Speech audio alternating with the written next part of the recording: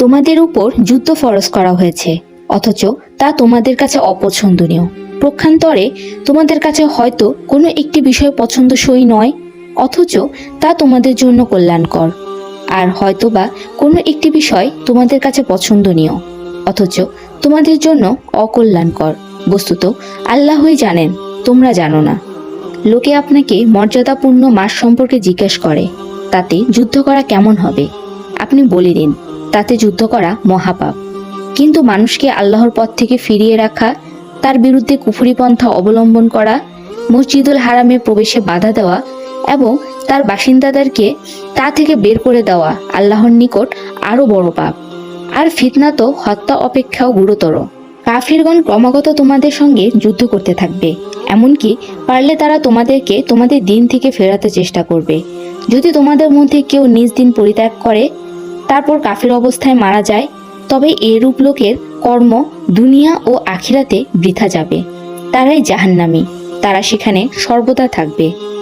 অপরদিকে যারা ঈমান এনেছে এবং যারা হিজরত করছে এবং আল্লাহর পথে জিহাদ করছে, তারা নিঃসন্দেহে আল্লাহর রহমতের আশাবাদী। আর আল্লাহ অতি ক্ষমাশীল, পরম দয়ালু।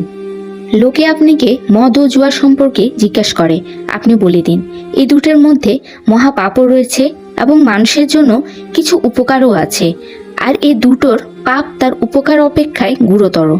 লোকে আপনাকে জিজ্ঞেস করে, আল্লাহ সন্তুষ্টি লাভের উদ্দেশ্যে তারা কি ব্যয় করবে? আপনি বলে দিন, যা তোমাদের প্রয়োজনের অতিরিক্ত। আল্লাহ এইভাবেই তোমাদের জন্য স্বীয় বিধানাবলী সুস্পষ্ট রূপে বর্ণনা করেন, যাতে তোমরা চিন্তা ভাবনা করতে পারো দুনিয়া সম্পর্কেও এবং আখিরাত সম্পর্কেও। এবং লোকে আপনাকে ইয়াতিমদের সম্পর্কে জিজ্ঞাসা করে, আপনি বলে দিন যে তাদের কল্যাণ কামনা উত্তম। তোমরা যদি তাদের সাথে মিলেমিশে থাকো তবে কোনো অসুবিধা নেই, কেননা তারও তো তোমাদের ভাই বটে। আর আল্লাহ ভালো করে জানেন কে অনর্থ সৃষ্টিকারী আর কে সমাধানকারী। আল্লাহ চাইলে তোমাদেরকে সংকটে ফেলতে পারতেন। নিশ্চয়ই আল্লাহ মহা ক্ষমতাবান, প্রজ্ঞাময়। মুশরিক নারীগণ যতক্ষণ পর্যন্ত ঈমান না আনে ততক্ষণ তাদেরকে বিয়ে করো না। নিশ্চয় একজন মুমিন দাসী যে কোনো মুশরিক নারী অপেক্ষায় শ্রেয়, যদিও সেই মুশরিক নারী তোমাদেরকে মুগ্ধ করে। আর নিজেদের নারীদের বিবাহ মুশরিক পুরুষদের সাথে সম্পূর্ণ করো না যতক্ষণ না তারা ঈমান আনে। নিশ্চয় একজন মুমিন গোলাম যে কোনো মুশরিক পুরুষ অপেক্ষায় শ্রেয়, যদিও সেই মুশরিক পুরুষ নারীদেরকে মুগ্ধ করে।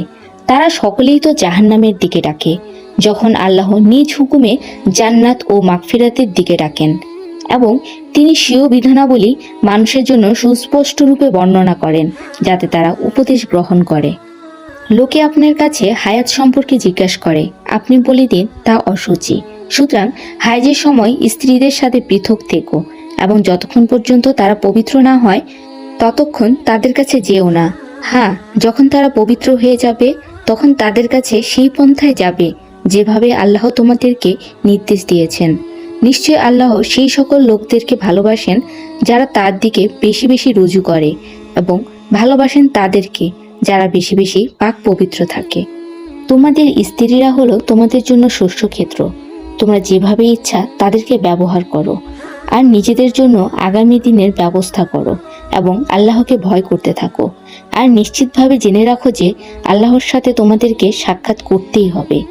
আর যারা ঈমান এনেছে তাদেরকে সুসংবাদ জানিয়ে দাও। আর নিজেদের শপথের জন্য আল্লাহর নামকে লক্ষ্যবস্তু বানিও না। মানুষের সাথে কোনো আচার আচরণ থেকে, পরহেজগারি থেকে এবং মানুষের মাঝে মীমাংসা করে দেওয়া থেকে বেঁচে থাকার উদ্দেশ্যে। আল্লাহ সব কিছুই শুনেন ও জানেন।